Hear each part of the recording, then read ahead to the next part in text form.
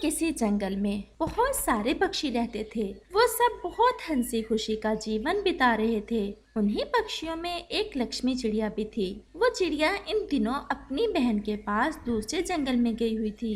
दीदी, अब मुझे वापस जाना चाहिए। काफी दिन मैंने आपके पास बिता लिए हैं। लक्ष्मी, इन दिनों का तो पता ही नहीं चला कि कैसे बीत गए। तुम्हारे जाने के बाद मैं उदास हो जाऊंगी। कोई बात नहीं दीदी, अब तुम आना मेरे जंगल में, तुम्हें भी वहाँ बहुत मजा आएगा। अब मुझे जाकर अपने घोंसले को मरम्मत करना है। बरसात शुरू होने में कुछ समय ही रह गया है और इस दफा तो मौसम की जानकारी देने वाला पक्षी बता कर गया था कि बरसात भी पहले से ज्यादा होने का इम्कान है। दीदी, अब मैं चलती हूँ, आप अपना ख्याल रखना। और फिर लक्ष्मी चिड़िया अपने जंगल की तरफ सफर शुरू करती है। वो बहुत तेज उड़ रही थी क्योंकि उसे अपने घर को मरम्मत करने की बहुत ज्यादा चिंता थी। जल्द ही वो अपने जंगल में वापस पहुंच जाती है। उसे रास्ते में तोता मिल जाता है। लक्ष्मी, बहुत दिन लगा दिए तुमने अपनी दीदी के यहाँ। सब पक्षियों ने अपने अपने घर मरम्मत करके मजबूत कर लिए हैं। सिर्फ तुम्हारा ही घर कमजोर है और मुझे तो ऐसा लग रहा है कि शायद बरसात भी आज रात से ही शुरू हो जाए। क्या बताऊं तोते भैया, दीदी के यहाँ जाकर दिन गुजरने का पता ही नहीं चला। मैं तो खुद बहुत परेशान हूँ। अच्छा, अब मैं चलती हूँ, मुझे अपने घर को मरम्मत करने का काम भी करना है। और फिर लक्ष्मी चिड़िया अपने घर की तरफ चली जाती है। मेरा घर तो बहुत कमजोर सा लग रहा है। मुझे सूखी लकड़ियाँ तलाश करना होंगी ताकि उन लकड़ियों से मेरे घर को सहारा मिल सके। फिर लक्ष्मी चिड़िया सूखी लकड़ियाँ तलाश करने चली जाती है। वो सारा जंगल फिरती है लेकिन उसे सूखी लकड़ियाँ कहीं से भी नहीं मिलती। फिर काफी देर बाद उसे कुछ सूखी लकड़ियाँ दिखाई देती हैं। वो उन्हें उठाने के लिए उनके पास जाती है तो वहाँ कालू कौवा आ जाता है। चिड़िया, ये क्या कर रही हो? तुम मेरी लकड़ियाँ चुरा रही हो। कव्वे, तुम झूठ क्यों बोल रहे हो? ये लकड़ियाँ तो यहाँ ही पड़ी थी और मैं पहले इनके पास आई थी। कमजोर चिड़िया और जुबान इतनी बड़ी। अभी अगर मैंने अपने रिश्तेदार को मुंह को बुला लिया तो उड़ने को रास्ता नहीं मिलेगा तुम्हें। चिड़िया बेचारी बहुत मासूम थी। वो कौवे की बातों से डर जाती है। वो ये अच्छे से जानती थी कि कौवा झूठ बोल रहा है। वो लकड़ियाँ उस कौवे की नहीं थी। वो फिर भी वहाँ से चली जाती है। अब तो अंधेरा भी होने वाला था। चिड़िया ऐसे ही अपने घर लौट जाती है। सारा दिन इतना उड़ने की वजह से लक्ष्मी चिड़िया बहुत थक चुकी थी। ऐसे ही रात हो जाती है और चिड़िया सो जाती है। जैसे ही रात थोड़ी गहरी होती है, आसमान पर बादल भी आ जाते हैं और थोड़ी देर बाद बादल जोर से गरजते हैं और साथ में बारिश भी शुरू हो जाती है। बादल इतने जोर से गरजते हैं कि लक्ष्मी चिड़िया डरकर उठ जाती है। हाय भगवान, अब मैं क्या करूं? मुझे ऐसा लग रहा है कि मेरा घर तो बहुत जल्द टूट जाएगा क्योंकि इतनी तेज बरसात तो मैंने पहले कभी नहीं देखी। अब मैं क्या करूं? इस समय कहाँ जाऊं?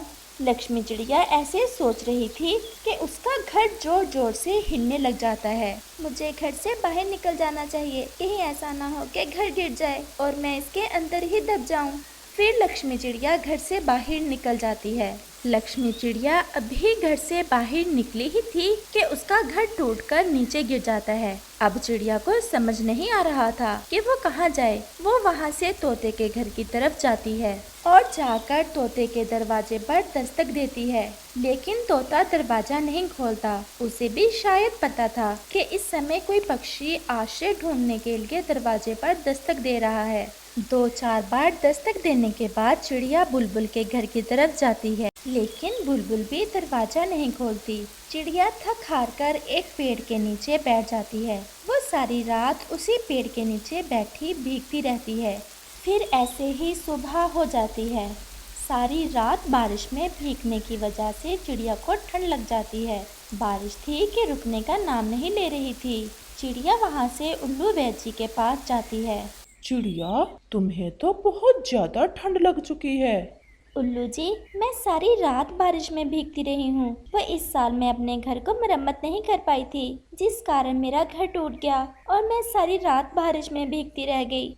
चिड़िया, तुम तो बहुत अच्छी चिड़िया हो, हर किसी की मदद करती हो।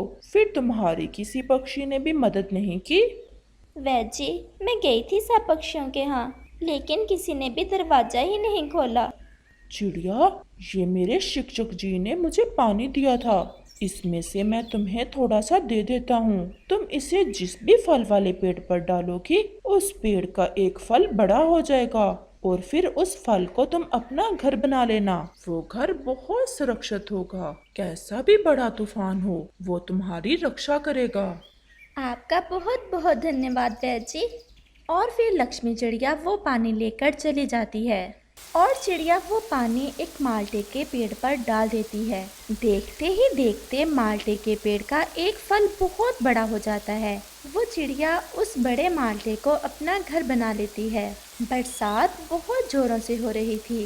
देखते ही देखते इतनी तेज बारिश के कारण सब पक्षियों के घर टूट जाते हैं। अब तो सभी पक्षी बहुत परेशान थे। वो सब लक्ष्मी चिड़िया के घर आते हैं। चिड़िया, हमारा घर टूट गया है। अब इतनी तेज बरसात में हम कहाँ जाएं? चिड़िया, हमारी भी मदद करो। जैसे तुम्हारा घर इतना सुरक्षित बन गया है, हमारे भी घर ऐसे ही बन जाए, वरना ऐसी तेज बरसात में हम बीमार पड़ जाएंगे। चिड़िया, मेरी भी मदद कर दो। मैंने तुम्हारे साथ बहुत बुरा किया है, लेकिन तुम बहुत अच्छी हो। मुझे माफ कर दो और मेरे लिए भी ऐसा घर बनवा दो। कव्वे, तुम्हें माफी मांगने की कोई जरूरत नहीं है। मैंने कभी भी किसी के बारे में कोई बुराई अपने दिल में नहीं रखी। आप सब चले मेरे साथ। मैं आप सबको उल्लू वैद जी से वो पानी लेकर देती हूँ, जिसे पेड़ पर डालने से उस पेड़ पर घर बन जाता है। और फिर वो सब चिड़िया के साथ उल्लू वैद जी के पास चले जाते हैं। और फिर चिड़िया के कहने पर वैद जी सब पक्षियों को वो पानी दे देता है और सब पक्षी वो पानी ले जाते हैं और जाकर फलों वाले पेड़ों पर डाल देते हैं और सबके घर बन जाते हैं। और फिर वो सब बरसात के दिन उन्हीं घरों में गुजारते हैं और बरसात के बहुत मजे लेते हैं। प्यारे दोस्तों, अगर आपको ये कहानी अच्छी लगी हो तो हमें कमेंट करके जरूर बताना और इसे अपने दोस्तों के साथ शेयर और चैनल को सब्सक्राइब भी जरूर करना। पापा, मम्मा कहाँ चली गई? वो अभी तक आई क्यों नहीं है? बेटा, तुम सो जाओ, तुम्हारी मम्मा थोड़े दिनों तक आ जाएगी।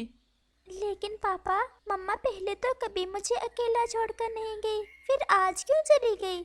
वो मासूम चिड़िया अपने पापा से अपनी मम्मा के बारे में ऐसे पूछ रही थी क्योंकि उसके पापा ने उसे नहीं बताया था कि उसकी माँ को तो आज एक चील पकड़ कर ले जा चुकी है और अब तक तो वो चील उसे खा चुकी होगी। सोनो चिड़िया अपने पापा से सवाल करते करते सो जाती है। आज तो सोनो सो गई है, लेकिन जब सुबह उठेगी तो मैं इसे क्या जवाब दूंगा। लक्ष्मी, तुम तो मुझे और मेरी बेटी को छोड़कर जा चुकी हो, लेकिन अब मैं अकेला अपनी बेटी को कैसे संभालूंगा। सोनू का पापा सारी रात जागता रहता है। वो अपनी पत्नी को तो बहुत याद कर ही रहा था, लेकिन साथ साथ उसे अपनी बेटी की परेशानी भी थी क्योंकि सोनू अभी बहुत छोटी थी और उसे माँ की बहुत ज्यादा जरूरत थी। ऐसे ही सुबह हो जाती है। पापा, क्या आज मेरी मम्मा आ जाएंगी? हाँ हाँ बेटा, आ जाएंगी। मम्मा जब आएंगी तो मैं उनसे लड़ाई करूंगी। वो मुझे क्यों अकेला छोड़कर चली गई थी?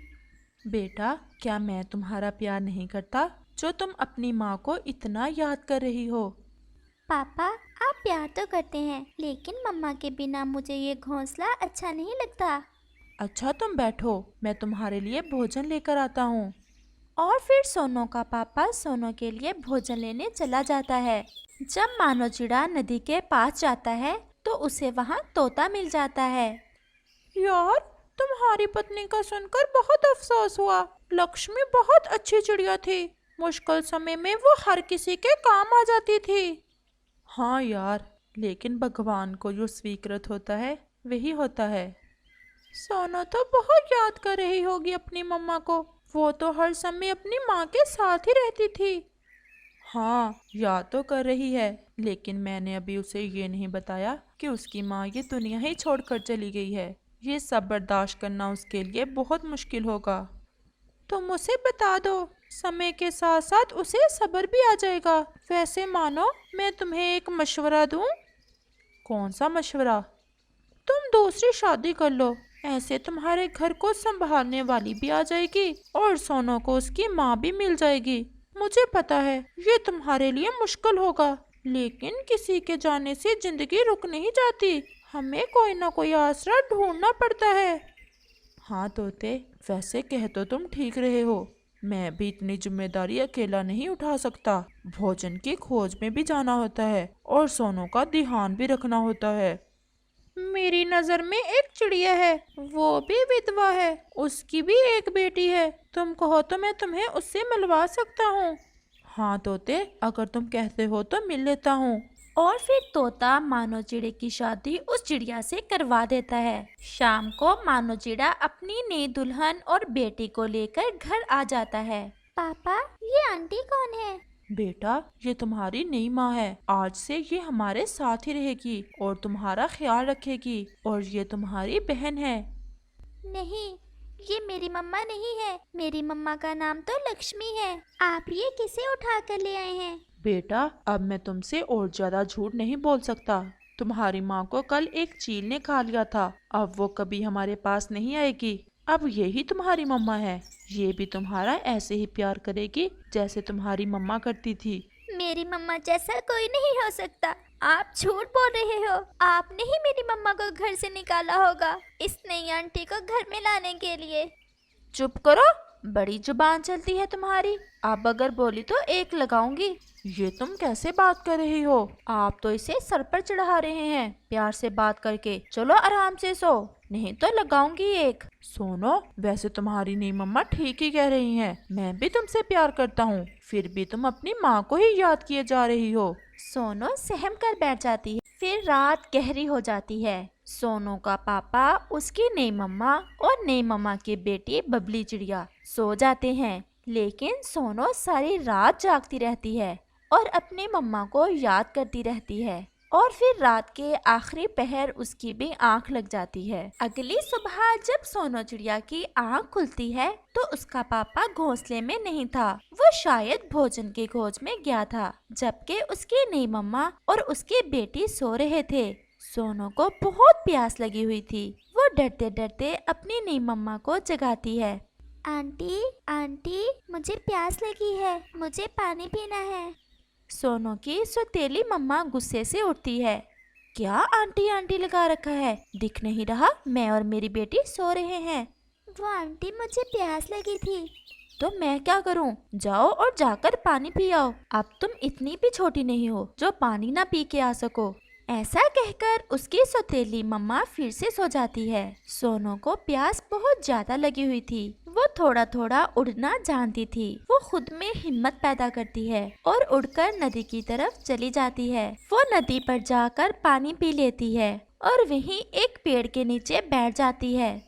पापा तो कह रहे थे कि वो मेरी नई मम्मा है, लेकिन वो तो मुझसे मम्मा जैसे बात नहीं कर रही। फिर वो मेरी मम्मा कैसे हुई? मेरी मम्मा तो बस एक ही थी जो मुझे छोड़कर चली गई। उन जैसा और कोई नहीं हो सकता। काश मम्मा आप मेरे पास होती, या मैं भी आपके साथ ही मर जाती। वो छोटी चिड़िया वहीं बैठे अपनी मम्मा के बारे में सोचती रहती है। और फिर ऐसे ही शाम हो जाती है और पापा चिड़िया भी भोजन ढूंढकर वापस अपने घोंसले में आ जाता है। सोनो कहाँ है? आपकी बेटी तो बहुत बदतमीज है। आपके जाने के बाद मैंने उसे प्यार से जगाया कि बेटा उठो, उठकर नाश्ता कर लो, लेकिन उसने तो मुझे इतनी बातें सुनाई और गुस्से में चली गई। ये समय हो गया है, अभी तक लौट कर नहीं आई। मैं तो खुद बहुत चिंतित हो रही हूँ उसके लिए। सोनो कुछ ज्यादा ही बिगड़ चुकी है। अब मुझे उसके साथ थोड़ी सख्ती करना होगी। आ जाए एक बार घर, पूछता हूँ मैं उसे।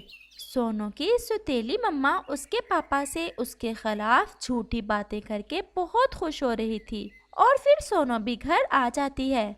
आ गई हो? तुम्हारी माँ तो तुम्हें बगड़ा कर चली गई। अब हमें जीने दो आराम से। अगर तुमने दोबारा अपनी नई मम्मा से बदतमीजी की तो मुझसे बुरा कोई नहीं होगा। सोनो तो बस अपने पापा का मुंह देखे जा रही थी कि एक ही दिन में उसका पापा कैसे बदल गया है। उसे ऐसा लग रहा था कि उसकी माँ के जाने के बाद अब उसका कोई भी अपना नहीं था। उसके पापा ने एक बार भी उसे प्यार से बात नहीं की थी।